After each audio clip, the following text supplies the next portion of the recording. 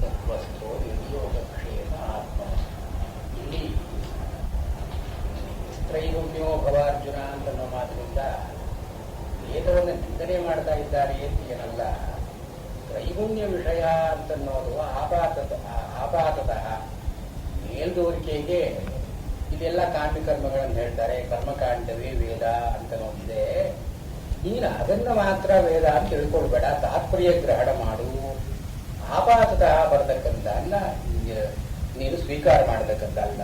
ತ್ರೈಗುಣ್ಯ ವಿಷಯ ವೇದ ನಿಸ್ತ್ರೈಗುಣ್ಯೋ ಭವಾರ್ಜುನ. ಇಲ್ಲಿ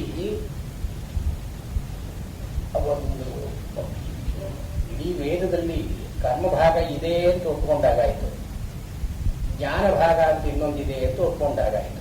ಹಿಂದೆನೆ ಯಾಮಿಮಾಂ ಪುಷ್ಟಿದಾಂ ವಾಚಂ ಪ್ರವದಂತಿ ಅವಿಪಸ್ಥಿತ ಅಂತ ಹೇಳೋ ಕಡೆ ಎಲ್ಲ ಕಾಮ್ಯಕರ್ಮಗಳನ್ನು ಹೇಳತಕ್ಕಂಥ ಭಾಗ ಒಂದಿದೆ. ಸ್ವರ್ಗಕಾಮೋ ಯಜೇತ ಇತ್ಯಾದಿ ಕಾಮ್ಯಕರ್ಮಗಳನ್ನೇ ಹೇಳತಕ್ಕದ್ದು ಒಂದಿದೆ. ಇದನ್ನು ಬಿಟ್ಟು ಜ್ಞಾನ ಅಂತನ್ನೋದನ್ನೇ ಹೇಳತಕ್ಕ ಭಾಗ ಒಂದಿದೆ. ಇದು ಪುರುಷಾರ್ಥಗಳಿಗೆ ಸರಿಯಾಗಿ ಅಭ್ಯುದಯ ನಿಶ್ರೇಯಸ ಅಂತನ್ನೋ ಪುರುಷಾರ್ಥಗಳಿಗೆ ಸರಿಯಾಗಿ ಒಂದು ಈ ಕರ್ಮ ಅಂತನ್ನೋದು ಅಭ್ಯುದಯಕ್ಕೆ ಸಂಬಂಧಪಟ್ಟಿದ್ದು, ಜ್ಞಾನ ಅಂತನ್ನೋದು ನಿಶ್ರೇಯಸಕ್ಕೆ ಸಂಬಂಧಪಟ್ಟಿದ್ದು. ಈ ಅಭ್ಯುದಯ ಅಂತನ್ನೋ ಮಾತಿನಲ್ಲಿ ಧರ್ಮ ಅರ್ಥ ಕಾಮ ಮೂರು ಸೇರುತ್ತೆ. ಮೂರು ಸೇರಿ ಅಭ್ಯುದಯ. ಪ್ರಪಂಚದಲ್ಲಿ ನಮ್ಮ ಸುಖಗಳಿಗೆ ಯಾವುದು ಕಾರಣವೋ ಅದು ಅಭ್ಯುದಯ ಅಂತಂತಾರೆ. ಇದು ಕರ್ಮ ಮಾರ್ಗ ಇರೋದು ಅಭ್ಯುದಯಕ್ಕಾಗಿ, ಅಭ್ಯುದಯ ಪ್ರಯೋಜನ. ಮತ್ತು ಜ್ಞಾನ ಭಾಗ ಇರೋದು ನಿಶ್ರೇಯಸ, ಅದರ ಮೋಕ್ಷಕ್ಕೆ ಪ್ರಯೋಜನವಾಗಿ ಅಂತ ಹೀಗೆ ನಾವು ವಿಭಾಗ ಮಾಡಿಕೊಂಡ್ರೂ ಕೂಡ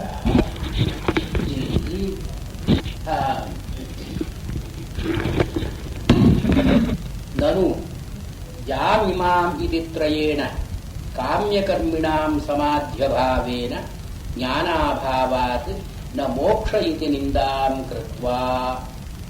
ಇಲ್ಲಿ ಹಿಂದೆ ಅವ್ಯವಸಾಯಿಗಳಾದವರಿಗೆ ಸಮಾಧಿ ಅಂತ ಅನ್ನೋದಿಲ್ಲ, ಸಮಾಧೌನ ವಿಧೀಯತೆ ಅಂತ ಹೇಳ್ತೇವೆ. ಸಮಾಧಿ ಅಂತ ಇಲ್ಲದೆ ಇದ್ದ ಮೇಲೆ ಜ್ಞಾನ ಅಂತ ಅನ್ನೋದಿಲ್ಲ, ಜ್ಞಾನ ಅಂತ ಇಲ್ಲದೆ ಇದ್ದ ಮೇಲೆ ಮೋಕ್ಷ ಅಂತಿಲ್ಲ. ಆದ್ರಿಂದ ಯಾರು ಕರ್ಮ ಮಾರ್ಗದಲ್ಲೇ ತೊಡಗಿರ್ತಾರೋ ಅವರಿಗೆ ಮೋಕ್ಷ ಅಂತ ಅನ್ನೋದಿಲ್ಲ ಅಂತ ಹೀಗೆ ನಿಂದನೆಯನ್ನು ಮಾಡಿ ನಿಸ್ತ್ರೈಗುಣ್ಯೋ ಭವ ಇತಿ ಕಾಮ್ಯಕರ್ಮ ತ್ಯಾಗೇನ ಯೋಗಾನುಷ್ಠಾನ ನಿಯಮ ಉಕ್ತ. ಕಾಮ್ಯಕರ್ಮಗಳನ್ನು ಬಿಡತಕ್ಕದ್ದು, ಯೋಗಾನುಷ್ಠಾನದಲ್ಲಿ ಇರತಕ್ಕದ್ದು ಅಂತ ಹೇಳಿದ್ದಾಯಿತು. ಸತು ಅಯುಕ್ತ, ಇದು ಸರಿಯಾಗಲ್ವಲ್ಲ. ಇದು ಮುಂದಿನ ಶ್ಲೋಕಕ್ಕೆ ಅವತರಣಿಕೆ. ಜ್ಞಾನಫಲಂ ಕರ್ಮಿಣಾಮಿವ ಫಲಂ ಸ್ವರ್ಗಾದಿಕಂ ಜ್ಞಾನಿನಾಂ ನಾಸ್ತೀತಿ ಜ್ಞಾನಕರ್ಮ ಮಾರ್ಗಯೋ ಸಾಮ್ಯಾತ್ ಇತ್ಯದಾಹ ಯಾವಾನ್ ಇತಿ. ಇಲ್ಲಿ ಏನು ಇಬ್ಬರಿಗೂ ಒಂದು ಸಾಮ್ಯ ಇದೆ. ಜ್ಞಾನ ಮಾರ್ಗವನ್ನು ಹಿಡಿದವರು, ಕರ್ಮ ಮಾರ್ಗವನ್ನು ಹಿಡಿದವರು ಇಬ್ಬರಿಗೂ ಒಂದು ಸಾಮ್ಯ ಇದೆ. ಏನು ಸಾಮ್ಯ? ಈ ಕರ್ಮಕಾಂಡವನ್ನು ಹಿಡಿದವರಿಗೆ ಸ್ವರ್ಗಾದಿಯ ಫಲಗಳೇ ಹೊರತು ಮೋಕ್ಷ ಅಂತಿಲ್ಲ. ಜ್ಞಾನ ಮಾರ್ಗವನ್ನು ಹಿಡಿದವರಿಗೆ ಸ್ವರ್ಗಾದಿ ಧರ್ಮ ಕಾಮಾರ್ಥ ಮೂರು ಫಲಗಳೂ ಇಲ್ಲ, ಮೋಕ್ಷ ಅಂತ ಮಾತ್ರ ಫಲ. ಹೇಗೆ ಕರ್ಮ ಮಾರ್ಗ ಹಿಡಿದವರಿಗೆ ಅಭ್ಯುದಯ ಅಂತ ಅನ್ನೋದು ಫಲವೋ ಹಾಗೆ ಜ್ಞಾನ ಮಾರ್ಗ ಹಿಡಿದವರಿಗೆ ನಿಶ್ರೇಯಸ ಅಂತ ಅನ್ನೋದು ಫಲ. ಆದ್ರಿಂದ ಇವರಿಗೆ ನಿಶ್ರೇಯಸ ಇಲ್ಲ, ಅವರಿಗೆ ಅಭ್ಯುದಯ ಇಲ್ಲ. ಇದು ಸಾಮ್ಯ, ಇಬ್ಬರಲ್ಲೂ ಇರತಕ್ಕಂಥ ಸಾಮ್ಯ. ಸಾಮ್ಯಾದ ಇತ್ಯತಃ ಯಾವಾನ್ ಇತಿ. ಆದ್ರಿಂದ ನಿಂದನೆ ಮಾಡೋದು ಯಾತಕ್ಕೆ? ಇವಾಗ ಪ್ರಪಂಚದಲ್ಲಿ ಇರೋರಿಗೆ ಅಭ್ಯುದಯವೂ ಬೇಕು, ನಿಶ್ರೇಯಸವೂ ಬೇಕು. ಕೇವಲ ನಿಶ್ರೇಯಸ ಯಾರಿಗೆ ಬೇಕಾಗುತ್ತೆ?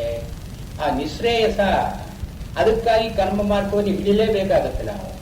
ಅದನ್ನ ನಿಂದೆ ಹೇಗೆ ಮಾಡ್ತೀರಿ ನೀವು? ಜ್ಞಾನ ಮಾರ್ಗವೂ ಬೇಕು, ಕರ್ಮ ಮಾರ್ಗವೂ ಬೇಕು. ಕರ್ಮದಿಂದ ಅಭ್ಯುದಯ, ಜ್ಞಾನದಿಂದ ನಿಶ್ರೇಯಸ. ಎರಡೂ ಇದ್ದ ಮೇಲೆ ಪರಸ್ಪರ ಕಾಂಪ್ಲಿಮೆಂಟರಿ. ಅದು ಒಂದನ್ನು ಬಿಟ್ಟು ಒಂದು ಅಂತ ಹೇಗೆ ಹೇಳ್ತೀರಿ ನೀವು ಅಂದ್ರೆ ಅದಕ್ಕೆ ಉತ್ತರವಾಗಿ ಹೇಳ್ತಾರೆ, ಯಾವಾನ್ ಅರ್ಥ ಉದಪಾನೇ ಸರ್ವತಃ ಸಂಪ್ಲುತೋದಕೆ ತಾವಾನ್ ಸರ್ವೇಷು ವೇದೇಷು ಬ್ರಾಹ್ಮಣಸ್ಯ ವಿಜಾನತಃ.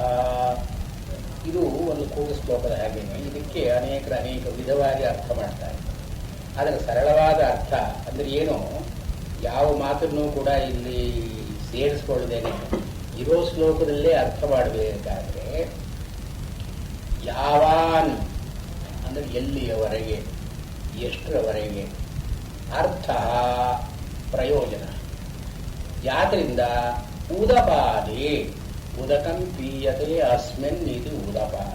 ಉದಪಾನ ಅಂತ ಅನ್ನೋ ಮಾತಿಗೆ ಕ್ಷುದ್ರ ಜಲಾಶಯ, ಕೂಪ, ವಾಪಿ, ಒಂದು ಸಣ್ಣ ಬಾವಿ ಅಥವಾ ಒಂದು ಸಣ್ಣ ತೊರೆ, ಒಂದು ಸಣ್ಣ ನೀರಿನ ಜಲಾಶಯ, ಇದಕ್ಕೆ ಉದಪಾನ ಅಂತ ಕರೀತಾರೆ.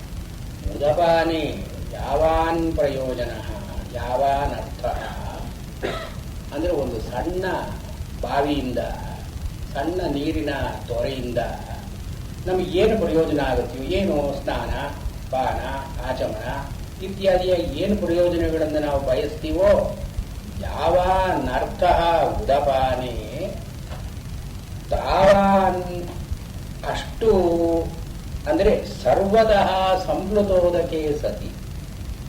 ಅಂದ್ರೆ ಸರ್ವತಃ ಎಲ್ಲಾ ಕಡೆಯಿಂದಲೂ ಸಂಪ್ಲುತೋದಕ ನೀರಿನ ಪ್ರವಾಹ ಬಂದರೆ, ಈ ಸಣ್ಣ ತೊರೆಯಿಂದ ಏನು ಪ್ರಯೋಜನ?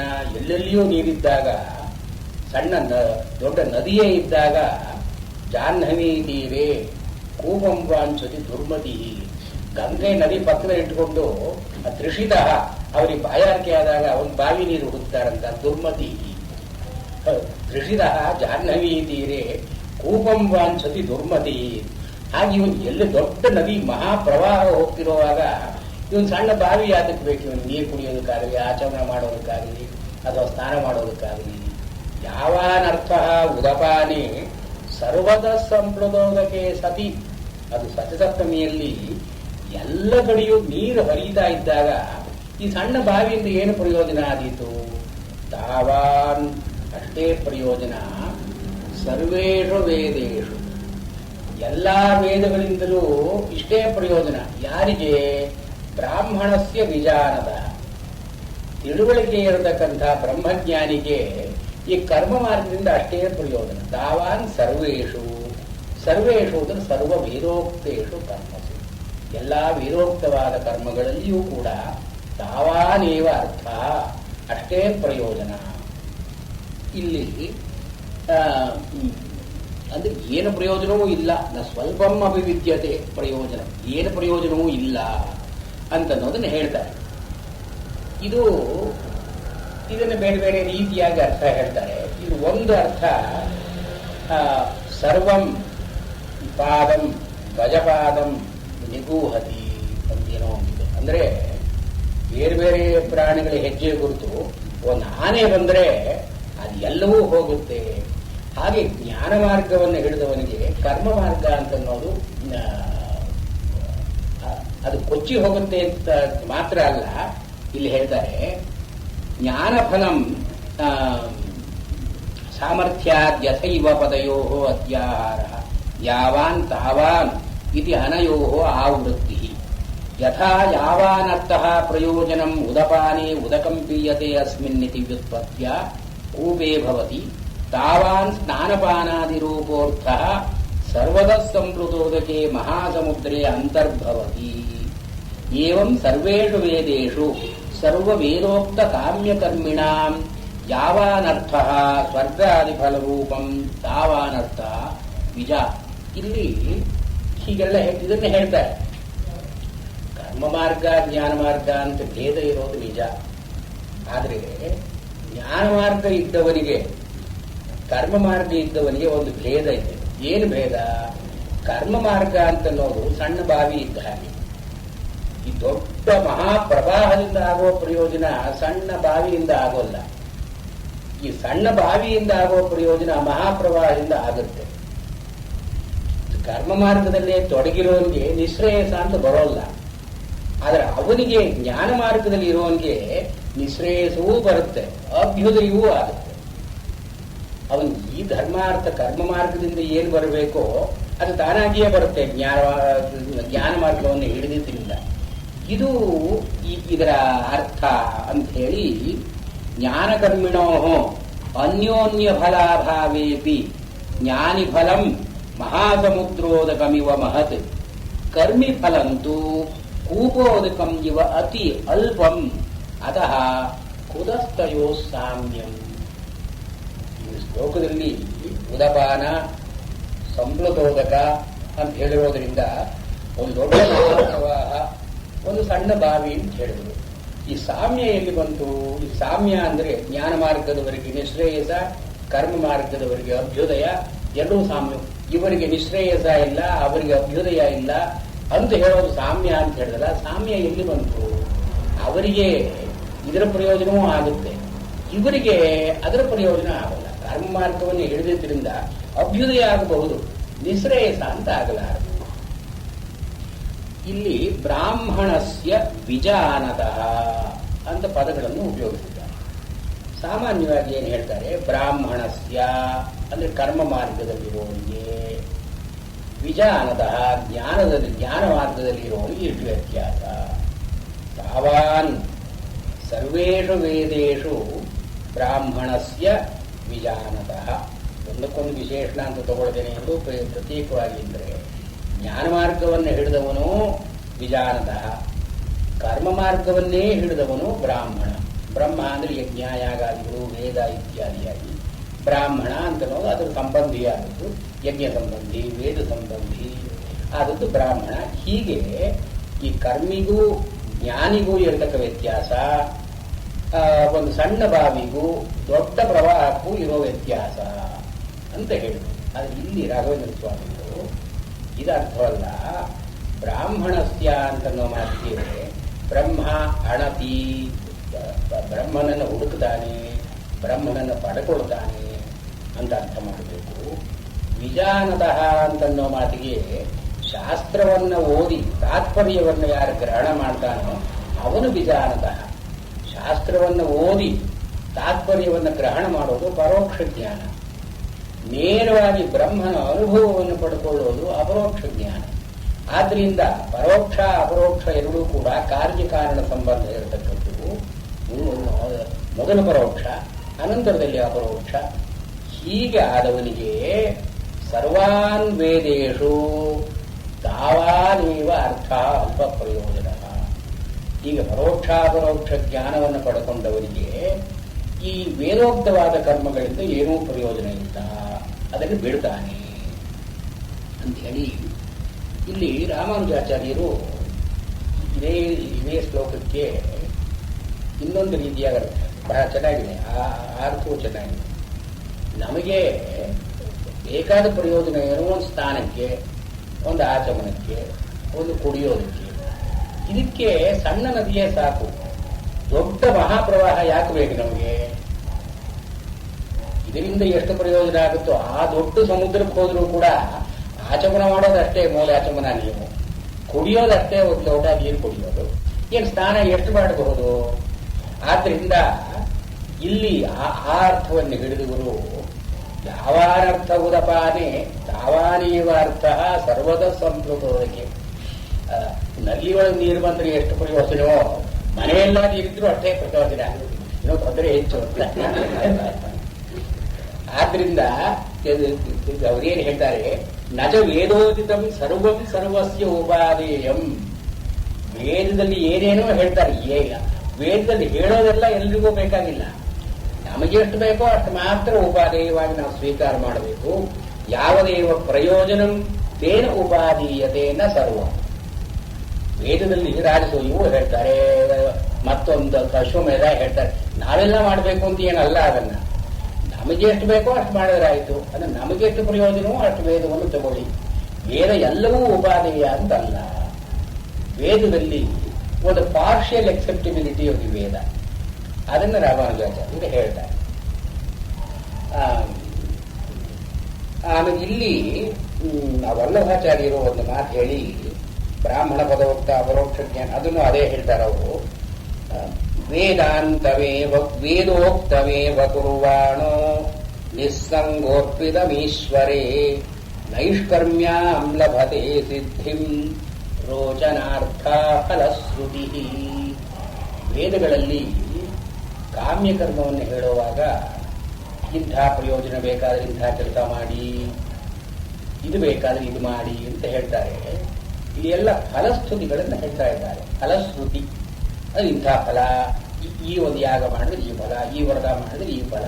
ಈ ನಮ್ಮಲ್ಲೂ ಉಂಟಲ್ಲ, ವ್ರತಗಳನ್ನು ಮಾಡಿದ್ರೆ ಈ ವ್ರತ ಮಾಡಿದ್ರೆ ಅದಕ್ಕೆ ಇದಕ್ಕೆ ಇದು ಸಂಕಟದ ಬಗ್ಗೆ ನನಗೆ ಗೊತ್ತಿಲ್ಲ, ಅವರು ಹೇಳುವ ಇದ್ದಾರೆ ಹೇಳೋದು. ಇದು ಫಲಗಳನ್ನು ಹೇಳೋದು. ಈ ಫಲಶ್ರುತಿ ಅಂತಿದೆಯಲ್ಲ, ಇದು ವೇದಗಳಲ್ಲಿ ಇದು ತಾತ್ಪರ್ಯ ಇದಲ್ಲ. ಫಲಶ್ರುತಿ ಯಾಕೆ ಹೇಳ್ತಾ ಇದ್ದಾರೆ ಅಂದ್ರೆ ರೋಚನಾರ್ಥ, ಜನಗಳಿಗೆ ಅದರಲ್ಲಿ ಪ್ರೀತಿ ಹುಟ್ಟಲಿ ಅಂತೇಳಿ ಫಲವನ್ನು ಹೇಳ್ತಾ ಇದ್ದಾರೆ. ವಿನ ಫಲವನ್ನೇ ಕುರಿತು ವೇದ ಹೇಳ್ತಾ ಇಲ್ಲ. ವೇದೋಕ್ತಮೇವ ಕುರ್ವಾಣ, ವೇದೋಕ್ತವಾದ ಕರ್ಮಗಳನ್ನೇ ನಾವು ಮಾಡಬೇಕು. ಆದರೆ ನಿಸ್ಸಂಗ, ಆ ಫಲದ ಕಡೆ ಅಭಿಮಾನವನ್ನು ಬಿಟ್ಟು ಅರ್ಪಿತ ಈಶ್ವರೇ, ಅವನು ಕೃಷ್ಣಾರ್ಪಣ ಅಂತನ್ನೋ ಬುದ್ಧಿಯಿಂದ ಮಾಡಿದರೆ ನೈಷ್ಕರ್ಮ್ಯಾಂ ಲಭತೆ ಸಿದ್ಧಿಂ, ಜ್ಞಾನದಿಂದ ನಿಮಗೇನು ಪ್ರಯೋಜನ ಇದೆಯೋ ಅದು ಕೂಡ ಇದರಲ್ಲಿ ಆಗುತ್ತೆ. ನೈಷ್ಕರ್ಮ್ಯಾಂ ಲಭತೆ ಸಿದ್ಧಿಂ ರೋಚನಾರ್ಥ ಫಲಶ್ರುತಿ. ಈ ಫಲಶ್ರುತಿ ಅಂತನ್ನೋದು ಪಾಮರರ ಜನರ ಪ್ರಲೋಭನೆಗಾಗಿ ಹೇಳ್ತಾ ಇದ್ದಾರೆ. ಇದು ವೇದದ ತಾತ್ಪರ್ಯ ಅಲ್ಲ. ಆದ್ದರಿಂದ ವಲ್ಲಭಾಚಾರ್ಯರು ಏನು ತೋರಿಸ್ತಾ ಇದ್ದಾರೆ, ವೇದೋಕ್ತವಾದ ಕರ್ಮಗಳನ್ನು ನಾವು ಮಾಡಲೇಬೇಕು. ಮಾಡಿದ್ರೆ ಪ್ರಯೋಜನ ಏನು ಅಂದ್ರೆ ಅಂತಃಕರಣ ಶುದ್ಧಿ. ಏನೋ ಒಂದು ಸರ್ಗಕಾಮೋ ಯಜೇತ ಅಂತ ಇರಬಹುದು, ಸರ್ಗಕಾಮೋ ಅಗ್ನಿಷ್ಠೋಮೇನ ಯಜೇತ ಅಂತ ಇರಬಹುದು. ಆದರೆ ಅಗ್ನಿಷ್ಠೋಮ ಮಾಡಿದ ತಕ್ಷಣ ಸ್ವರ್ಗ ಬರುತ್ತೆ ಅಂತಲ್ಲ, ನಮ್ಮ ಅಂತಃಕರಣ ಶುದ್ಧಿ ಆಗುತ್ತೆ. ಅಂತಃಕರಣ ಶುದ್ಧಿ ಅಂತ ಹೇಳೋದ್ರ ಬದಲು ನಮ್ಗೆ ಆಪ್ಯಾಯಮಾನವಾಗಿರಲಿ ಅಂತ ಹೇಳಿ ರೋಚನ ಅಂತ ಹೇಳ್ತಾರೆ. ಅದಕ್ಕೊಂದು ಎಕ್ಸಾಂಪಲ್ ಕೊಡ್ತಾರೆ ಅವರು. ಗುಡೂಚಿ ಅಂತ ಏನೋ ಒಂದು ಔಷಧಿ ತಿನ್ನಿಸ್ಬೇಕಾದ್ರೆ ವತ್ಸ ಶಿಖಾತೆ ವರ್ಧತೆ, ನೀನು ಕೂದಲು ಬೆಳೆಯುತ್ತೆ ತಿನ್ನು ಅಂತ ಹೇಳ್ತಾರೆ. ಅಂದ್ರೆ ಕೂದಲು ಬೆಳೆಯೋದು ಮುಖ್ಯ ಅಲ್ಲ, ಇವು ತಿನ್ನೋದಕ್ಕದೊಂದು ಪ್ರಲೋಭನೆ. ಅದಕ್ಕೆ ಶಿಖಾತೆ ವರ್ಧತೆ ಗುಡೂಚಿ. ಹೀಗೆ ವೇದಗಳಲ್ಲಿರುವ ಫಲಶ್ರುತಿ ಎಲ್ಲವೂ ಕೂಡ ರೋಚನಾರ್ಥವಾದದ್ದು. ಎಲ್ಲಾ ಕರ್ಮಗಳು ಕೂಡ ಅಂತಃಕರಣ ಶುದ್ಧಿಗಾಗಿ ಇರತಕ್ಕದ್ದು. ಆದ್ದರಿಂದ ಜ್ಞಾನಕ್ಕೆ ತುಂಬಾ ಸಹಕಾರಿಯಾಗಿ ಅಂತನ್ನೋದನ್ನು ಹೇಳಿ, ಇಲ್ಲಿ ಒಂದು ಜಿಜ್ಞಾಸೆಯನ್ನು ಈ ಅರ್ಥ ಅಂತನ್ನೋ ಮಾತು ಉಪಯೋಗಿಸಿದ್ರು. ಯಾವಾನ್ ಅರ್ಥ ಉದಪಾನೆ. ಈ ಅರ್ಥ ಅಂತನ್ನೋ ಮಾತು ಮನುಷ್ಯನಿಗೆ ಪ್ರಯೋಜನ ಏನಿದೆಯೋ ಅದು. ಮತ್ತು ಈ ಶ್ಲೋಕದ ತಾತ್ಪರ್ಯ ಏನು, ಜ್ಞಾನಿಯಾದವನಿಗೆ ಎಲ್ಲ ಪುರುಷಾರ್ಥಗಳು ಲಭಿಸುತ್ತೆ, ಕರ್ಮಿಯಾದವನಿಗೆ ಕೆಲವು ಪುರುಷಾರ್ಥಗಳು ಮಾತ್ರ ಲಭಿಸುತ್ತೆ. ಇದು ಶ್ಲೋಕದ ಇದು ತಾತ್ಪರ್ಯ. ಏನರ್ಥ ಮಾಡಿದ್ರು ಕೂಡ ತಾವಾನ್ ಸರ್ವೇಷು ವೇದೇಶು ಬ್ರಾಹ್ಮಣಸ್ಯ ವಿಜಾನತಃ ಅನ್ನೋದರಿಂದ ಏನು ಹೊಳೆಯುತ್ತೆ, ಈ ಜ್ಞಾನ ಮಾರ್ಗವನ್ನೇ ಕುರಿತು ಹೇಳ್ತಾ ಇರೋರು. ಜ್ಞಾನ ಮಾರ್ಗವನ್ನು ಹಿಡಿದವನಿಗೆ ಸರ್ವ ಪುರುಷಾರ್ಥ ಸಿದ್ಧಿ, ಕರ್ಮ ಮಾರ್ಗವನ್ನು ಹಿಡಿದವನಿಗೆ ನಿರ್ದಿಷ್ಟ ಫಲಗಳ ಸಿದ್ಧಿ ಅಷ್ಟೇ, ನಿರ್ದಿಷ್ಟ ಪ್ರಯೋಜನ.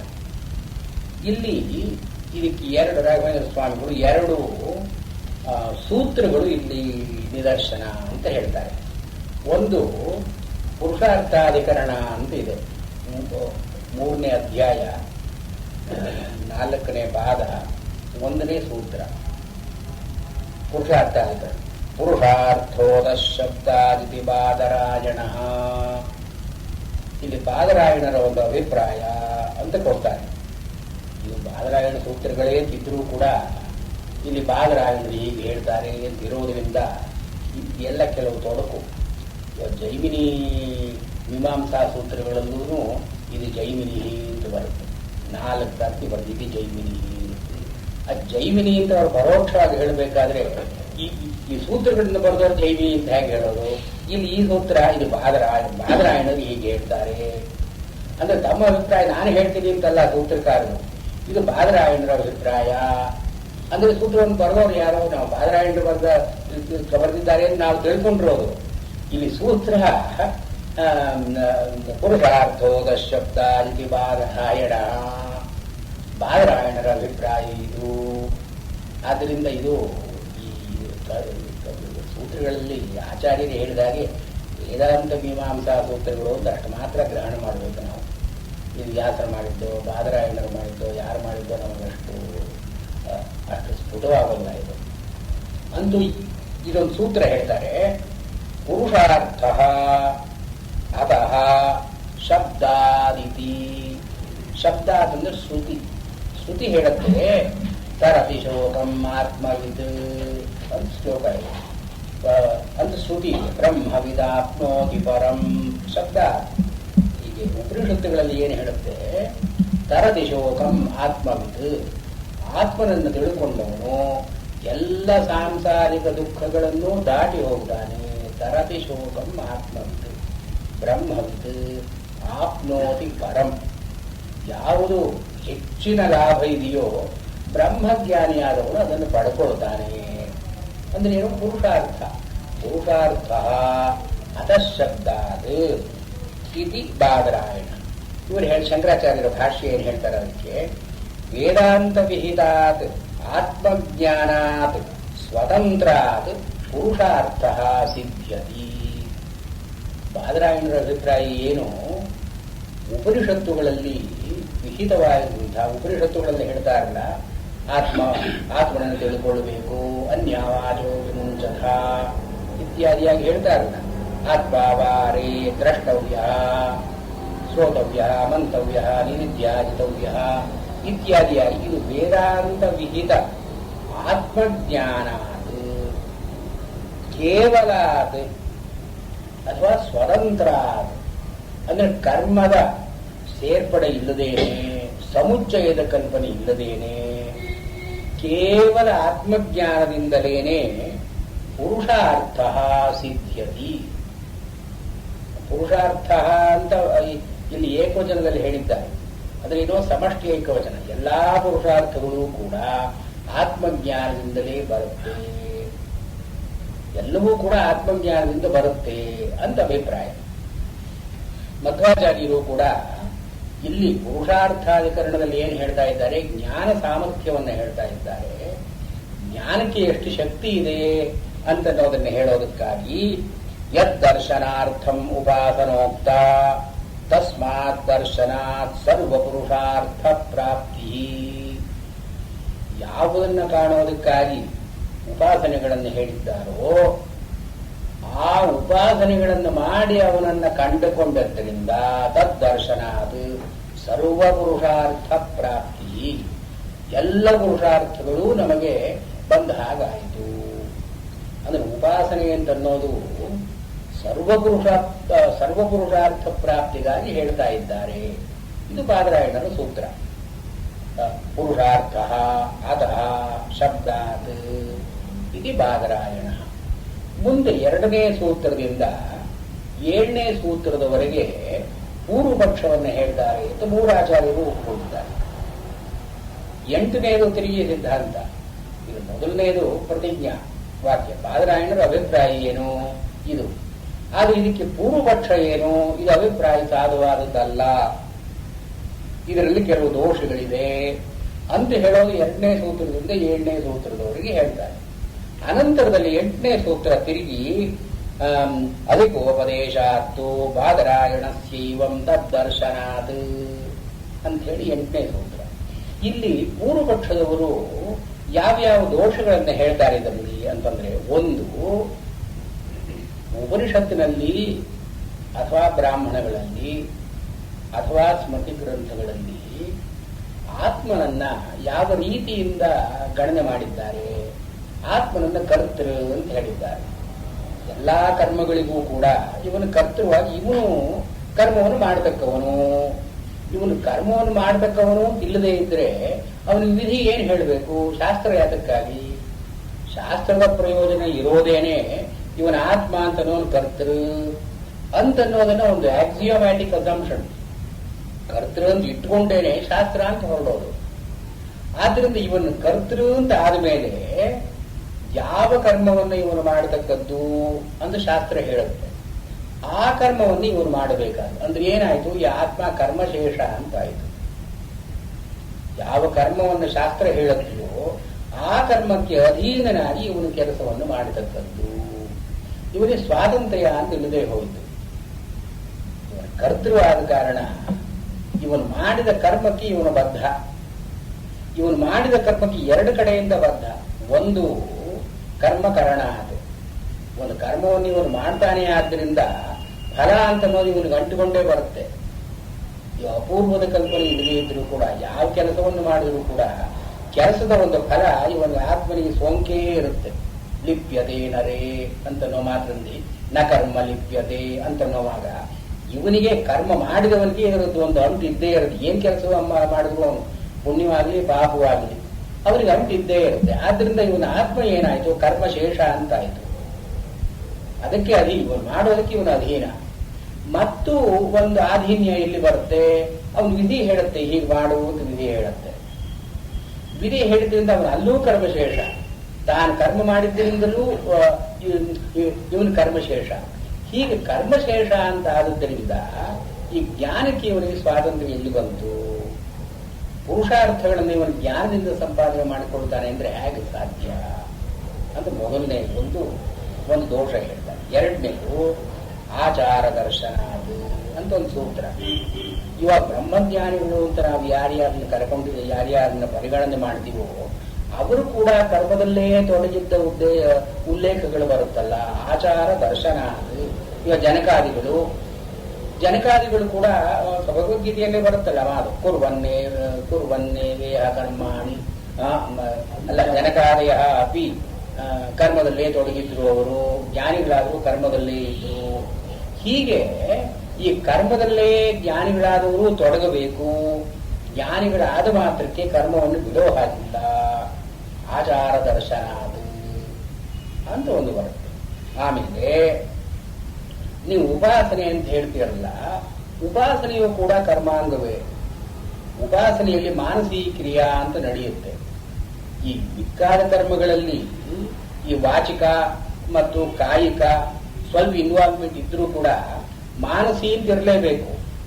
ಯಾಕೆಂದ್ರೆ ವೇದದ ಮಂತ್ರದ ಅರ್ಥವನ್ನು ತಿಳ್ಕೊಳ್ಳದೆ ಅದರ ವಿನಿಯೋಗದಲ್ಲಿ ತೊಡಗಬಾರದು ಅಂತ ಒಂದಿದೆ. ಅಂದ್ರೆ ಮಾನಸಿಕ ಕ್ರಿಯೆ ಆಯಿತು. ಉಪಾಸನೆಯಲ್ಲಿ ಕೇವಲ ಮಾನಸಿಕ ಕ್ರಿಯೆ. ಆದ್ರಿಂದ ಇದು ಕರ್ಮವೇ, ಕರ್ಮಾಂಗವೇ. ಇದು ಉಪಾಸನಾ ಅಂತ ನೀವು ಕರೆದರೂ ಕೂಡ ಜ್ಞಾನಾಂಗ ಅಲ್ಲ, ಕರ್ಮಾಂಗವೇ. ಉಪಾಸನೆ ಅಂತ ಅನ್ನೋದು ಕರ್ಮವೇ. ಆದ್ರಿಂದ ನೀವು ಉಪಾಸನೆ ಅಂತನೋ ಜ್ಯೋತಿಷ್ಠೋಮ ಇತ್ಯಾದಿಗಳ ಹಾಗೇನೆ ನೀವು ಕರ್ಮ ಅಂತ ಪರಿಗಣನೆ ಮಾಡಬೇಕು. ಇಲ್ಲಿ ಆಚಾರ್ಯರು ಹೇಳುವ ಹಾಗೆ ಸ್ವತಂತ್ರಾತ್ ಪುರುಷಾರ್ಥ ಸಿದ್ಧಿ ಅಂತ ಹೇಳೋ ಹಾಗಿಲ್ಲ. ಸ್ವತಂತ್ರವಾಗಿ ವೇದಾಂತ ವಿಹಿತಾತ್ ಆತ್ಮಜ್ಞಾನಾತ್ ಸ್ವತಂತ್ರಾತ್ ಪುರುಷಾರ್ಥ ಸಿದ್ಧಿ ಅಂತ ಹೇಳುವಾಗಿಲ್ಲ. ಒಂದನೇ ಪಕ್ಷದಲ್ಲಿ ನಿಮಗೆ ವೇದಾಂತ ವಿಹಿತವಾದ ಆತ್ಮಜ್ಞಾನ ಸ್ವತಂತ್ರವಾಗಿ ಬರೋದೇ ಸಾಧ್ಯ ಇಲ್ಲ, ಕರ್ಮಶೇಷವಾಗಿಯೇ ಬರತಕ್ಕದ್ದು. ಎರಡನೇದು ಆಚಾರ ಏನು ಹೇಳ್ತಾ ಇದೆ, ಕರ್ಮವನ್ನು ನೀವು ಮಾಡದೇ ಇರೋದು ಸಾಧ್ಯವೇ ಇಲ್ಲ. ಜ್ಞಾನಿಯಾದವನೂ ಕೂಡ ಕರ್ಮವನ್ನು ಮಾಡಲೇಬೇಕು. ಭಗವದ್ಗೀತೆಯಲ್ಲಿ ಬರ್ತಾರೆ, ನಜಾತು ಕ್ಷಣಮಪಿ ತಿಷ್ಠತಿ ಅಕರ್ಮ ಕೃತ್. ಕರ್ಮವನ್ನು ಮಾಡದೆ ಒಂದು ಗಳಿಗೆಯೂ ಅವನು ಸುಮ್ಮನೆ ಇರೋದು ಸಾಧ್ಯ ಇಲ್ಲ. ಜ್ಞಾನಿಯಾದವನು ಕೂಡ ಕರ್ಮದಲ್ಲಿ ತೊಡಗಲೇಬೇಕು. ಮೂರನೇದು ಉಪಾಸನಾ ಅಂತನ್ನೋದು ಕರ್ಮ ಭೇದ ಅಷ್ಟೇನೆ, ಕರ್ಮಕ್ಕೆ ವ್ಯತಿರಿಕ್ತವಾದದ್ದಲ್ಲ. ಇದಕ್ಕೆ ಈ ದೋಷಗಳಿಗೆಲ್ಲ ಉತ್ತರ ಹೇಳೋದಕ್ಕಾಗಿ 3, 4, 8 ಸೂತ್ರ ಏನು ಹೇಳುತ್ತೆ, ಅಧಿಕೋಪದೇಶಾತ್ತು ಬಾದರಾಯಣಸ್ಯ ಏವಂ ತದ್ದರ್ಶನಾತ್. ಈ ಪುರುಷಾರ್ಥ ಅಂತನ್ನೋದ್ರಲ್ಲಿ ಇಲ್ಲಿ ಅಧಿಕೋಪದೇಶ ಅಂತ ಇದೆ. ಅಂದ್ರೆ ವಿಕಾರ ಯಾವುದರಲ್ಲೂ ಹೇಳದೇ ಇರತಕ್ಕಂಥದ್ದು ಇಲ್ಲಿ ಅಧಿಕೋಪದೇಶ ಏನು, ಅದರಿಂದ ಯಾವ್ಯಾವ ಫಲಗಳು ಬರುತ್ತೋ ಅದನ್ನು ಎಲ್ಲ ಒಳಗೊಂಡು ಅಧಿಕೋಪದೇಶ. ಅಂದ್ರೆ ಉಪಾಸನಾ ರೂಪವಾದ ಜ್ಞಾನದಿಂದಲೇ ಪುರುಷಾರ್ಥ ಸಿದ್ಧಿ, ಜ್ಞಾನದ ಭಾಗ ಹೆಚ್ಚು. ಇಲ್ಲಿ ಈ ಅಧಿಕೋಪದೇಶ ಅಂತನ್ನೋದೇನೆ ಸರ್ವದ ಸಂಪ್ಲದೋದಕೆ ಅಂತನ್ನೋ ಮಾತರಲ್ಲಿ ಹೇಳಿದ್ದಾರೆ ಅಂತ ಶ್ರೀನಿವಾಸ ತೀರ್ಥಿಯ ಟಿಪ್ಪಣಿಕಾರರು ಏನು ಹೇಳ್ತಾರೆ. ಈ ಸೂತ್ರವನ್ನೇ ಮನಸ್ಸಿನಲ್ಲಿ ಈ ಒಂದು ಸೂತ್ರ ಭಾಗ ಪುರುಷಾರ್ಥ ಅಧಿಕರಣ ಅಂತಿದೆಯಲ್ಲ, ಇದನ್ನೇ ಮನಸ್ಸಿನಲ್ಲಿ ಇಟ್ಟುಕೊಂಡು ಯಾವಾನರ್ಥ ಉದಪಾನೆ ಸರ್ವದ ಸಂಪ್ಲುತೋದಕಿ ಅಂತನ್ನೋ ಶ್ಲೋಕಕ್ಕೆ ಇದು ಮೂಲ. ಇದನ್ನು ಮನಸ್ಸಿನಲ್ಲಿ ಇಟ್ಟುಕೊಂಡು ಈ ಶ್ಲೋಕವನ್ನು ಬರೆದಿದ್ದಾರೆ. ಇಲ್ಲಿ ಸರ್ವದ ಸಂಪ್ಲುತೋದಕೆ ಅಂತನ್ನೋದು ಅಧಿಕೋಪದೇಶ. ಅಂದ್ರೆ ಈ ದೃಷ್ಟಿಯಿಂದ ಏನು, ವೇದದಲ್ಲಿ ಕರ್ಮಭಾಗ ಅಂತ ಮುಂಚೆ ಬಂತು, ಅನಂತರದಲ್ಲಿ ಜ್ಞಾನ ಭಾಗ ಅಂತ ಬಂತು. ಜ್ಞಾನ ಭಾಗದಲ್ಲಿ ಅಧಿಕೋಪದೇಶ. ಕರ್ಮ ಮಾರ್ಗದಲ್ಲಿ ಪಡ್ಕೊಳ್ಳೋದಿನ್ನೆಲ್ಲವನ್ನೂ ಕೂಡ ಜ್ಞಾನ ಮಾರ್ಗದಿಂದಲೇ ಪಡ್ಕೊಳ್ಳಬಹುದು ಅಂತನೋ ಅಧಿಕೋಪದೇಶ. ಅದರ 4 ಪುರುಷಾರ್ಥಗಳನ್ನ ಜ್ಞಾನದಿಂದಲೇ ನಿರ್ವಾಹ ಮಾಡೋದು ಸಾಧ್ಯ ಅಂತನ್ನೋದು. ಮತ್ತೆ 4, 8 ಸಂಕಲ್ಪಾದೇವರು ತಚ್ಛುತೇ. ಇದು ಇಲ್ಲಿ ಈ ಶ್ರೀನಿವಾಸ ತೀರ್ಥಿ ಅಂತ ಟಿಪ್ಪಣಿ ಇದೆಯಲ್ಲ, ಈ ಟಿಪ್ಪಣಿಕಾರರು ಕೆಲವು ಹೊಸ ವಿಷಯಗಳನ್ನ ಚರ್ಚೆ ಮಾಡಿದ್ದಾರೆ. ಇದು ಕರ್ಮಣ್ಯೇವಾಧಿಕಾರಸ್ಥೆ ಅಂತ ಮುಂದೆ ಬರುತ್ತೆ ಶ್ಲೋಕ. ಕರ್ಮಣ್ಯೇವಾಧಿಕಾರಸ್ಥೆ ಮಾ ಫಲೇಶ ಕದಾಚನ. ಇದು ಕರ್ಮಯೋಗಕ್ಕೆ ಚತುಸ್ಸೂತ್ರಿ ಅಂತ ಹೇಳ್ತಾರೆ. ಚತುಸ್ಸೂತ್ರಿ ಅಂತ ಹೇಳಿದ್ದಾರೆ. ಕರ್ಮಯೋಗಕ್ಕೆ ಚತುಸ್ಸೂತ್ರಿ ಏನೋ ಈ ಶ್ಲೋಕದಲ್ಲಿರೋ 4 ಅಂಶಗಳು. ಕರ್ಮಣ್ಯೇವಾಧಿಕಾರ, ಕರ್ಮಯೋಗವೆಲ್ಲ ಇದರಲ್ಲಿದೆ. ಈ ಒಂದು ಶ್ಲೋಕದಲ್ಲಿ ಇಡೀ ಕರ್ಮಯೋಗ ಚತುಸ್ಸೂತ್ರಿ 4 ಸೂತ್ರಪ್ರಾಯವಾಗಿ ಈ ಶ್ಲೋಕದಲ್ಲಿ ಹೇಳಿದ್ದಾರೆ. ಈ ಶ್ಲೋಕದಲ್ಲಿ ಏನು ಹೇಳಿದ್ದಾರೆ? ಕರ್ಮವನ್ನು ಮಾಡಲೇಬೇಕು, ಅದು ಮೊದಲನೇದು. ಕರ್ಮಣ್ಯೇ ವಿಸ್ತಾರವಾಗಿ ಹೇಳೋಣ ಮುಂದೆ. ಇದಕ್ಕೆ ಇವರ ಶ್ರೀನಿವಾಸ ತೀರ್ಥಿಯ ಟಿಪ್ಪಣಿಕಾರರ ಅವರ ಅಭಿಪ್ರಾಯ ಏನು, ಇಲ್ಲಿ ಈ ಒಂದು ಸೂತ್ರ ಸಂಕಲ್ಪ ದೇವದ ತತ್ಸುತೇ, ಇದನ್ನು ಅವರು ಹೇಗೆ ಲಿಂಕ್ ಮಾಡಿದ್ದಾರೆ ಅಂತ ನಮಗೆ ಕಾಣ್ತಾರೆ. ಈ ಕರ್ಮವನ್ನು ಬಿಡತಕ್ಕದ್ದಲ್ಲ. ಮಾತೆ ಸಂಗಹ ಅಸ್ತು ಅಕರ್ಮಣಿ. ಕರ್ಮವನ್ನ ಪೂರ್ತಿ ತ್ಯಾಗ ಮಾಡೋದರಲ್ಲಿ ನಿನ್ನ ಆಸಕ್ತಿ ಇರಬಾರದು. ಕರ್ಮವನ್ನು ಮಾಡಲೇಬೇಕು. ಇನ್ನೆರಡು ಸೂತ್ರಗಳಿದೆಯಲ್ಲ, ಮಾ ಕರ್ಮ ಫಲ ಹೇತು ಭೂ ಮತ್ತದ್ದು, ಮತ್ತು ಮಾ ಫಲೇಶು ಕದಾಚನ. ಇಲ್ಲಿ ಏನು ಮಾಡಿದ್ದಾರೆ? ಕರ್ಮಕ್ಕೂ ಫಲಕ್ಕೂ ವ್ಯತ್ಯಾಸವನ್ನು ಹೇಳಿದ್ದಾರೆ ಶ್ರೀನಿವಾಸ ತೀರ್ಥಿಯವರು. ಕರ್ಮ ಮಾಡತಕ್ಕದ್ದು, ಫಲವನ್ನು ಪಡ್ಕೊಳ್ತಕ್ಕದ್ದು, ಎರಡನ್ನ ಬೇರೆ ಬೇರೆ ಮಾಡಿ ಕರ್ಮದಲ್ಲಿ ನಮಗೆ ಅಧಿಕಾರ ಇದೆ, ಫಲದಲ್ಲಿ ನಮಗೆ ಅಧಿಕಾರ ಇಲ್ಲ ಅಂತನ್ನೋದನ್ನು ತೋರಿಸೋದಕ್ಕಾಗಿ ಇರೋದು. ಈ ಫಲ ಅಂತನ್ನೋದು ಯಾವ್ದರಿಂದ ಬರತಕ್ಕದ್ದು? ಇದು ಮೀಮಾಂಸದವರ ಒಂದು ಆಕ್ಷೇಪಣೆಯನ್ನ ಇಲ್ಲಿ ಎತ್ತಿಗೆ ಹೇಳ್ತಾರೆ. ಇವಾಗ ಕರ್ಮ ಅಂತನ್ನೋದು ವೇದೋಕ್ತವಾದ ಕರ್ಮಗಳನ್ನು ಮಾತ್ರ ಕರ್ಮ ಅಂತ ಹೇಳ್ತಾರೆ. ಎಲ್ಲಾ ಕೆಲಸಗಳಿಗೂ ಕರ್ಮ ಅಂತನ್ನೋ ಮಾತಿಲ್ಲ. ಕರ್ಮ ಅಂತನ್ನೋ ಮಾತು ವೇದ ವಿಹಿತವಾದ ಕರ್ಮಗಳಿಗೆ ಕರ್ಮ ಅಂತನ್ನೋ. ಕರ್ಮ ಅಂತನ್ನೋದು ವ್ಯುತ್ಪತ್ತಿಯಿಂದ ಎಲ್ಲಾ ಕೆಲಸಕ್ಕೂ ಅಪ್ಲೈ ಆದರೂ ಕೂಡ ಇಲ್ಲಿ ಕರ್ಮ ಅಂತನ್ನೋದು ಮೀಮಾಂಸಕರ ದೃಷ್ಟಿಯಲ್ಲಿ ವೇದ ವಿಹಿತವಾದ ಕರ್ಮಗಳಿಗೆ ಕರ್ಮ. ಕರ್ಮಕಾಂಡ ಅಂದ್ರೆ ನಾವು ಓಡಿ ಆಡೋದು, ಉಸಿರಾಡೋದೆಲ್ಲ ಕರ್ಮಕಾಂಡ ಅಲ್ಲ. ವೇದೋಕ್ತವಾದ ಕರ್ಮಗಳನ್ನು ಮಾಡೋದು ಮಾತ್ರ ಕರ್ಮಕಾಂಡ. ಇದು ಭಗವದ್ಗೀತೆಯಲ್ಲಿ ಕರ್ಮ ಅಂತನ್ನೋ ಮಾತನ್ನು ಈ ಅರ್ಥದಲ್ಲೂ ಹೇಳಿ ಇದನ್ನು ವಿಸ್ತಾರ ಮಾಡಿಕೊಂಡು ಎಲ್ಲಾ ಕೆಲಸಗಳಿಗೂ ಕರ್ಮ. ಅಶ್ನನ್ ತಿಷ್ಟನ್ ಸ್ವತನ್ ಏನ್ ಮಾಡಿದ್ರೂ ಕೂಡ ಕುರುಮದರ್ಪಣಂ, ನಾನು ಅರ್ಪಣ ಮಾಡಿದ್ರೆ ಕರ್ಮವೇ ಆಯಿತು. ಅದು ಅಂದ್ರೆ ಮಿಕ್ಕಾದ ಕೆಲಸಗಳೂ ಕೂಡ ಕರ್ಮ ಆಗಬಲ್ಲವು. ಮಿಕ್ಕಾದ ಕ್ರಿಯಾ ಅಂತ ಆದರೂ ಕೂಡ ಕ್ರಿಯೆಗಳು ಕರ್ಮವಾಗಬಲ್ಲವು ಅಂತ ಹೇಳಿದ್ರು.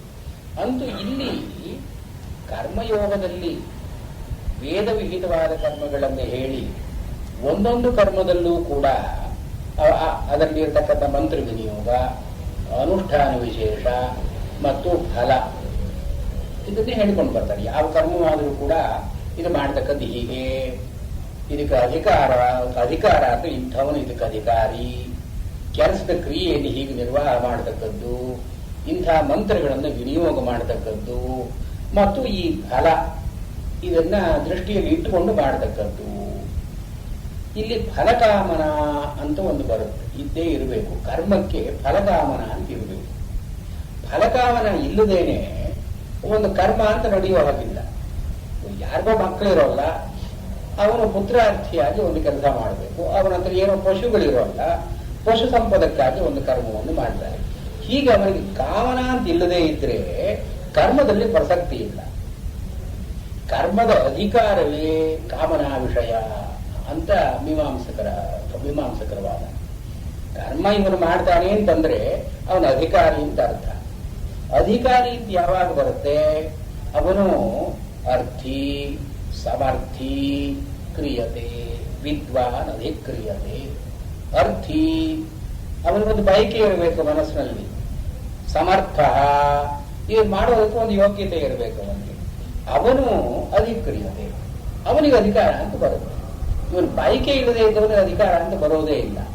ಆದ್ರಿಂದ ಮೀಮಾಂಸಕರ ಪ್ರಕಾರ ಏನು, ಈ ಫಲ ಅಂತನ್ನೋದು it's the back bone of the karma. ಆ ಫಲಾಭಿಲಾಷ ಇಲ್ಲದೇನೆ, ಫಲದ ಜ್ಞಾನ ಇಲ್ಲದೇನೆ ಕರ್ಮ ಅಂತ ಇರೋದೇ ಸಾಧ್ಯ ಇಲ್ಲ. ಆದ್ದರಿಂದ the distinction that you make between karma and karmaphala ಇದು ಆರ್ಟಿಫಿಷಿಯಲ್. ಇದು ಇದು ಇದು ನಿಲ್ಲತಕ್ಕದ್ದಲ್ಲ. ಇದು ಕೇವಲ ನಿಮ್ಮ ಊಹಾಪೋಹ ಅಷ್ಟೇನೆ. ಕರ್ಮದ ಫಲಾಪೇಕ್ಷೆ ಇಲ್ಲದೆ ಯಾರು ಕರ್ಮದಲ್ಲಿ ತೊಡಗುತ್ತಾರೋ, ಕರ್ಮದಲ್ಲಿ ಅವನು ತೊಡಗುತ್ತಾನೆ ಅಂದ್ರೆ ಫಲಾಪೇಕ್ಷೆ ಇದ್ದೇ ಇದೆ ಅಂತ ಅರ್ಥ. ನೀನು ಕರ್ಮವನ್ನು ಮಾಡು, ಫಲಾಪೇಕ್ಷೆಯನ್ನು ಬಿಡು ಅಂದ್ರೆ ಹೇಗೆ? ಅದಕ್ಕೆ ಪೂರಕವಾಗಿ ಅಂತ ಈ ಕರ್ಮಣ್ಯೇವಾಧಿಕಾರಸ್ಥೆ ಮಹಾಫಲೇಷು ಕದಾಚನ ಅಂತ ಅನ್ನೋದಕ್ಕೆ ಮೀಮಾಂಸಕರ ಆರ್ಗ್ಯುಮೆಂಟ್ ಅದು. ಅದನ್ನು ಮುಂದಿವರು ಅದಕ್ಕೆ ಆನ್ಸರ್ ಮಾಡ್ತಾರೆ. ಅದಕ್ಕೆ ಒಂದು ದಾರಿಯನ್ನು ಮಾಡಿಕೊಡುವುದಕ್ಕಾಗಿ ಕೃಷ್ಣ ಏನು ಹೇಳ್ತಾ ಇದ್ದಾನೆ, ಈ ಕರ್ಮದಿಂದ ಪ್ರಯೋಜನ ಇದೆ. ಈ ಬಾವಿಯಿಂದ ಮನುಷ್ಯನಿಗೆ ಎಷ್ಟು ಪ್ರಯೋಜನವೋ ಈ ಕರ್ಮಗಳಿಂದ ಅಷ್ಟು ಪ್ರಯೋಜನ ಇದೆ. ಆದರೆ ಸರ್ವದ ಸಂಪ್ರದಾಯಕ್ಕೆ ಅದು ಎಲ್ಲ ನೀರು ಪ್ರವಾಹ ಬಂದಾಗ ಅದರಲ್ಲಿ ಅಧಿಕ ಪ್ರಯೋಜನ ಅಂತ ಒಂದಿದೆ. ನೀನು ಆಚಮನ ಹೆಚ್ಚಾಗಿ ಮಾಡದೇ ಇರಬಹುದು, ಅದರಿಂದ ಕೃಷಿ ಬೆಳೆಸ್ಕೊಳ್ಬಹುದು, ಇನ್ನೇನಾದ್ರೂ ಆಗುತ್ತೆ, ಭೂಮಿ ತಣವಾಗುತ್ತೆ, ಅಧಿಕ ಪ್ರಯೋಜನ ಅಂತ ಇದೆ ಅಲ್ಲಿ. ಆ ಅಧಿಕಾಂಶ ಅಂತಿದೆಯಲ್ಲ, ಅಧಿಕೋಪದೇಶಾತ್ತು ಏನ್ ಹೇಳ್ತಾರೆ ಇದು, ಅಧಿಕೋಪದೇಶಾತ್ತು ಬಾದರಾಯಣಸ್ಯೈವಂ ತದ್ದರ್ಶನಾತ್. ಈ ಕರ್ಮಕ್ಕೂ ಜ್ಞಾನಕ್ಕೂ ಇರೋ ವ್ಯತ್ಯಾಸ ಅಧಿಕೋಪದೇಶ. ಜ್ಞಾನದಿಂದ ಯಾವ ಫಲ ಬರುತ್ತೋ ಆ ಫಲದಲ್ಲಿ ಈ ಕರ್ಮ ಭಾಗದಲ್ಲಿ ಬರೋದೆಲ್ಲವೂ ಬಂದು ಬಿಡುತ್ತೆ. ಈ ಪುರುಷಾರ್ಥಗಳೆಲ್ಲವೂ ಕೂಡ ಅವನಿಗೆ ಬರುತ್ತೆ. ಹೇಗೆ ಬರುತ್ತೆ? ಸಂಕಲ್ಪ ಮಾತ್ರ ಸಂಕಲ್ಪಾದೇವ ತತ್ಶ್ರುತೇ. ಸಂಕಲ್ಪದಿಂದ ಅವನ ಮನಸ್ಸಿನಲ್ಲಿ ಮಾಡಿಕೊಂಡಿದ್ದರಿಂದಲೇನೆ ಅವನಿಗೆ ಎಲ್ಲ ಭೋಗಗಳು ಪ್ರಾಪ್ತಿಯಾಗುತ್ತೆ. ಅಂದ್ರೆ ಅರ್ಥ ಏನು? ನ ತೇಷಾಂ ಭೋಗಾದಿಷು ಪ್ರಯತ್ನಾಪೇಕ್ಷ. ಅವನಿಗೆ ಇವುಗಳಲ್ಲಿ ಪ್ರಯತ್ನ ಪಡಬೇಕು ಅಂತ ಅಪೇಕ್ಷೆಯೇ ಇರೋಲ್ಲ. ಅಪೇಕ್ಷೆ ಇಲ್ಲದೆ ಇರೋ ಕಾರಣದಿಂದ ಅವನಿಗೆ ಒಂದು ಪ್ರಯತ್ನ ಅಂತ ನಡೀದೇ ಇರೋದ್ರಿಂದ ಅದಿದ್ರೇನು ಹೋದ್ರೆ ಎಷ್ಟು, ಬಂದ್ರು ಅಷ್ಟೇ ಬರದೇ ಇದ್ರು ಅಷ್ಟೇ. ಇದು ಸಂಕಲ್ಪಾದೇವ. ಇವನ ಸಂಕಲ್ಪದಿಂದ ಆ ಕರ್ಮಗಳ ಪ್ರಯೋಜನ ವಿಲ್ ಬಿ ವೀಕಂಡ್. ಯಾವಾನರ್ಥ ಉದಪಾನೆ ಸರ್ವದ ಸಂಪ್ಲುತೋದಕೆ ಅಂತನ್ನುವಾಗ ಈ ಕರ್ಮಗಳಿಗೂ ಫಲಗಳಿಗೂ ಒಂದು ವ್ಯತ್ಯಾಸವನ್ನು ಇವನು ಕಲ್ಪಿಸಿಕೊಂಡು, ಕರ್ಮ ಅಂತನ್ನೋದು ಕೇವಲ ವಿಧಿವಿಹಿತವಾದದ್ದರಿಂದ ಮಾಡತಕ್ಕದ್ದು, ಫಲಕ್ಕಾಗಿ ಮಾಡತಕ್ಕದ್ದಲ್ಲ ಅಂತನ್ನೋ ಜ್ಞಾನ ಅವನಿಗೆ ಬಂದ್ರೆ ಇವನಿಗೆ ಯಾವ್ಯಾವ ಕರ್ಮಗಳನ್ನ ಇವನು ಮಾಡ್ತಾನೆಯೋ ಅದರ ಫಲ ತಾನಾಗಿಯೇ ಬರುತ್ತೆ. ಇವನ ಪ್ರಯತ್ನ ಇಲ್ಲದೇನೆ ಬರುತ್ತೆ. ಇಲ್ಲಿ ಅವ್ರು ಏನು ಹೇಳ್ತಾರೆ, ಮೀಮಾಂಸಕರು ಕರ್ಮಕ್ಕೊಂದು ಫಲ ಅಂದ್ರೆ ನಿಗದಿಯಾಗಿ ಇದೆ. ಈ ಕಾರ್ಯಕಾರಣ ಸಂಬಂಧ ಇದೆ ಕರ್ಮಕ್ಕೂ ಫಲಕ್ಕೂ. ಒಂದು ಕೆಲಸ ಮಾಡ್ತೀವಿ, ಕೆಲಸ ಮಾಡೋದಕ್ಕೆ ಒಂದು ಫಲ, ಒಂದು ಅಪೂರ್ವದಿಂದಲೋ ಅಥವಾ ಇನ್ಯಾವ ಶಕ್ತಿಯಿಂದಲೋ ಅದಕ್ಕೆ ನಿಯತವಾದಂತಹ ಒಂದು ಫಲ ಇದೆ. ಆ ಫಲ ನಿನ್ನ ಮನಸ್ಸಿನಲ್ಲಿ ಇರ್ಲಿ ಬಿಡ್ಲಿ, ಅದು ಫಲ ಬಂದೇ ಬರುತ್ತೆ. ನಾವು ಫಲಾಪೇಕ್ಷೆ ಇಲ್ಲದೆ ಮಾಡಿದ್ರೂ ಕೂಡ ಫಲ ಬರದೆ ಹೋಗಲ್ಲ. ಅದು ಇಲ್ಲಿ ಮೀಮಾಂಸಕರ ಆಕ್ಷೇಪಣೆ ಏನು, ಫಲಾಸಂಗವನ್ನು ಬಿಟ್ಟು ಫಲದಲ್ಲಿ ಅಪೇಕ್ಷೆಯನ್ನು ಬಿಟ್ಟು ಕರ್ಮವನ್ನು ಮಾಡಿದರೆ ವ್ಯರ್ಥವಾಯ್ತಲ್ಲ, ಕರ್ಮದಲ್ಲಿ ಬಲ ಇಲ್ಲವಲ್ಲ, ಮೋಟಿವೇಶನ್ ಇಲ್ಲವಲ್ಲ. Unless you have a motivation for the work want be well done. Work ಕೆಲಸ ಚೆನ್ನಾಗಿ ನಡೀಬೇಕಾದ್ರೆ ಒಂದು ಮೋಟಿವೇಶನ್ ಇರಬೇಕಲ್ಲ. ಮೋಟಿವೇಶನ್ ಇಲ್ಲದೆ ಮಾಡಿದ ಕೆಲಸ ಅಷ್ಟು ಫಲಕಾರಿಯಾಗಲಾರದು. ಆ ಫಲ ಅಂತನ್ನೋದು ಅದರಲ್ಲಿ ವ್ಯಾಪೃತವಾಗಿ ಇರಲಾರದು. ಅಪೂರ್ವ ಅಂತನೋ ದುರ್ಬಲವಾಗಿರುತ್ತೆ. ಅದು ಬೇಕಾಬಿಟ್ಟಿಯಿಂದ ಮಾಡಿದ ಕೆಲಸ ಅದನ್ನು ಅಪೂರ್ವ ಅಂತ ಬರುತ್ತೆ. ಅಪೂರ್ವ ಎಷ್ಟು ಒಂದು ಮೀಮಾಂಸಕರ ಪ್ರಕಾರ ಒಂದು ಮಂತ್ರವನ್ನು ಉಚ್ಚಾರಣೆ ಮಾಡಿದ್ರಿಂದಲೇ ಫಲ ಇದೆ, ಒಂದು ಆಜ್ಯವನ್ನು ಬೆಂಕಿಯಲ್ಲಿ ಹಾಕಿದ್ರಿಂದಲೇ ಫಲ ಇದೆ. ಎಲ್ಲದಕ್ಕೂ ಒಂದು ಫಲ ಅಂತ ಇದೆ. ಆದರೆ ಮನಸ್ಸಿನಿಂದ ಮಾಡಿದ ಕೆಲಸಗಳಿಗೆ ಹೆಚ್ಚು ಫಲ. ಅದರಿಂದ ಮಾಡಿದಷ್ಟಕ್ಕೆ ಫಲ ಬಂದೇ ಬರುತ್ತೆ. ಒಂದು 3 ಪ್ರದಕ್ಷಿಣೆ ಹಾಕಿದ್ರೆ 1.5 ಪ್ರದಕ್ಷಿಣೆ ಹಾಕಿದ್ರು ಅದಕ್ಕೆ ಬರೋ ಫಲ ಇದೆ. ಅದಕ್ಕೆ ಫಲ ಇಲ್ಲವೇ ಇಲ್ಲ ಅಂತಲ್ಲ. ಸ್ವಲ್ಪಮಪ್ಯಸ್ಯ ಧರ್ಮಸ್ಯ ತ್ರಾಯತೆ ಮಾಧೋಮಯ ಅಂತ ಕೃಷ್ಣನೇ ಹಿಂದೆ ಹೇಳಿದ್ದಾನೆ. ಮಾಡಿದ ಎಲ್ಲಾ ಕೆಲಸಗಳಿಗೂ ಒಂದು ಅರ್ಧ ಗಾಯತ್ರಿ ಮಾಡಿದ್ರೆ ಅಷ್ಟು ಫಲ ಇದೆ. ಅರ್ಧ ಗಾಯತ್ರಿ ಮಾಡಿದ್ರೆ ಫಲವೇ ಇಲ್ಲ ಅಂತ ಹೇಳೋ ಹಾಗಿಲ್ಲ. ಮೀಮಾಂಸಕ ಕರ್ಮ ಇನ್ವಾಲ್ವ್ ದಿ ಫಲ ನೆಸೆಸರಿಲಿ. ಅಂಡ್ ಆ ಜ್ಞಾನ ಭಾಗ ಅಂತ ಅನ್ನೋದು ಕೂಡಿಕೊಂಡಿದ್ರೆ ಸಮೃದ್ಧಿಯಾದ ಫಲ. ಉತ್ಪತ್ತಿಗೆ, ವಿಕಾರಕ್ಕೆ, ಆಪ್ತಿಗೆ ಇದಕ್ಕೆಲ್ಲಕ್ಕೂ ನೆರವಾಗತಕ್ಕಂತಹ ಅಪೂರ್ವದ ಬಲ ಅದಕ್ಕಿದೆ. ನೀವು ಇದಕ್ಕೆ ಜ್ಞಾನ ಭಾಗವನ್ನು ಬಿಟ್ಟುಬಿಟ್ರೆ, ಜ್ಞಾನ ಭಾಗವನ್ನು ಬಿಡಬೇಕು ಅಂತಲ್ಲ, ಫಲಕಾಮನೆಯನ್ನು ಬಿಡಬೇಕು ಅಂತ ಹೇಳಿದ್ರೆ ಅಲ್ಲಿ ಕರ್ಮಕ್ಕೆ ತಕ್ಕಂತ ಫಲಕ್ಕೆ ಬಲ ಇಲ್ವಲ್ಲ. ಅಂದ್ರೆ ಇದಕ್ಕೇನು ಉತ್ತರ ಕೊಡ್ತಾರ ಅವರು, ಈ ಕಾಮನ ಅಂತ ಅನ್ನೋದ್ರಲ್ಲಿ ಜ್ಞಾನ ಭಾಗ ಇದೆ. ಈ ಕರ್ಮಕ್ಕೆ ಈ ಫಲ ಅಂತ ತಿಳ್ಕೊಂಡು ನಾವು ಈ ಫಲವನ್ನು ಬಿಡ್ತಾ ಇದ್ದೀನಿ ಅಂತ ಫಲತ್ಯಾಗ, ಫಲಾಭಿಸಂಧಿ ತ್ಯಾಗ. ಆದ್ರಿಂದ ಜ್ಞಾನ ಭಾಗ ಇರೋದ್ರಿಂದ ಈ ಕರ್ಮ ನಡೆದಿದ್ದಕ್ಕೆ ಏನು ಫಲ ಬರಬೇಕು ಅದು ಬಂದೇ ಬರುತ್ತೆ. ನೀನ್ ಬೇಡ ಅಂತ ಇನ್ನೂ ಚೆನ್ನಾಗಿ ಬರುತ್ತೆ ಅದು. ಇದು ಇವರ ಆರ್ಗ್ಯುಮೆಂಟ್. ಇದು ಯಾವ ಅರ್ಥ ಉದಪಾನಿ ಅಂದ್ರೆ, ನೀನು ಸಣ್ಣ ಬಾವಿಯಲ್ಲಿ ಕುಡಿಯೋ ನೀರಿಗಿಂತ ದೊಡ್ಡ ನದಿಯಲ್ಲಿ ಕುಡಿಯೋ ನೀರು ಹೆಚ್ಚು ಪ್ರಯೋಜನ. ಅಂದ್ರೆ ಫ್ರೆಶ್ ವಾಟರ್ ಇಟ್ ಈಸ್. ಇಲ್ಲಿ ಸ್ವಲ್ಪ ಸ್ಟ್ಯಾಗ್ನೆಂಟ್ ವಾಟರ್, ಅಲ್ಲಿ ಫ್ರೆಶ್ ವಾಟರ್. ಹೀಗೆ ಅಧಿಕೋಪದೇಶ ಅಂತ ಈ ಅರ್ಥವೂ ಇದೆ. ಈ ಕರ್ಮದಲ್ಲಿ ಫಲತ್ಯಾಗ ಅಂತನ್ನೋದು ಫಲಜ್ಞಾನ ಇದ್ದು ಅಭಿಸಂಧಿರಾಹಿತ್ಯ ಅಂತನ್ನೋ ಅರ್ಥದಲ್ಲಿ ತಗೊಂಡಾಗ ಮಾಡಿದ ಕೆಲಸಕ್ಕೆ ತಕ್ಕ ಫಲ ಬಂದೇ ಬರುತ್ತೆ. ಅವನು ಬಯಸಲಿ ಬಯಸದೇ ಇರಲಿ, ಇವನು ಮೋಕ್ಷವನ್ನೇ ಬಯಸಲಿ, ಲೋಕದಲ್ಲೂ ಸುಖವಾಗಿರ್ತಾನೆ. ಅವನಿಗೆ ಅರ್ಥ ಸಮೃದ್ಧಿ ಅಂತ ಆಗುತ್ತೆ, ಧರ್ಮ ಸಮೃದ್ಧಿ ಆಗುತ್ತೆ, ಅವನ ಕಾಮನೆಗಳೆಲ್ಲ ಪೂರ್ತಿಯಾಗುತ್ತೆ. ಹೀಗೆ ಇದು ಅಧಿಕೋಪದೇಶ ಅಂತ ಅನ್ನೋದಕ್ಕೆ ಅರ್ಥ. ಇದಕ್ಕೆ ಅವನು ಇದು ಫಲಾಭಿಸಂಧಿ, ಫಲ ನೀನು ಕೊಡೋದಲ್ಲ, ಕರ್ಮ ಮಾಡೋದು ನೀನು, ಫಲ ಕೊಡತಕ್ಕವನು ಬೇರೆ ಅಂತನ್ನೋ ಅರ್ಥಕ್ಕೆ ಇದು ಒಂದು ಲಿಂಕ್ ಕೊಡುತ್ತೆ. ಇದು ಯಾವಾನರ್ಥೋದಪಾನೆ ಅಂತನ್ನೋದು ಆ ತ್ರೈಗುಣ್ಯ ವಿಷಯ ವೇದಾನಿ ತ್ರೈಗುಣ್ಯೋ ಭವಾರ್ಜುನ ಅಂತನ್ನೋದಕ್ಕೂ ಈ ಕರ್ಮಣ್ಯೇವಾಧಿಕಾರಸ್ಥೆ ಅಂತನ್ನೋದಕ್ಕೂ ಕೂಡ ಒಂದು ಸಂಧಿಪ್ರಾಯವಾಗಿ ಈ ಶ್ಲೋಕ ಇದೆ ಅಂತ ಯಾವಾನರ್ಥೋದಪಾನೆ ಅಂತನ್ನೋದನ್ನ ಶ್ರೀನಿವಾಸ ದೇವರಿಗೆ ಹೇಳ್ತಾರೆ. ಸಂಗೀತ ಕಚೇರಿ ರಸ್ತೆ ಮುಖ್ಯವಾದ ಭಾಗ.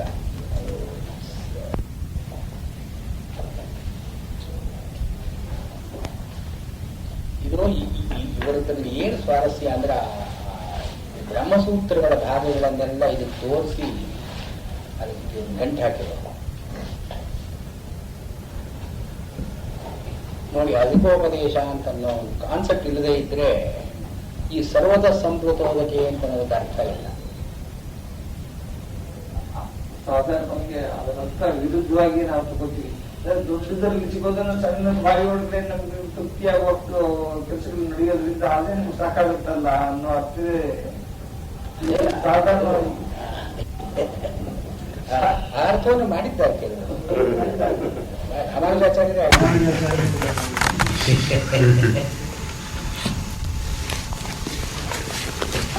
ನಮಗೆ ಅಷ್ಟೇ ಎಲ್ಲ ಯಾಕೆ ಮಾಡಬೇಕು, ಇಷ್ಟು ಮಾಡಿದ್ರೆ ಸಾಕು ಅಂತ ಅಂದ್ರೆ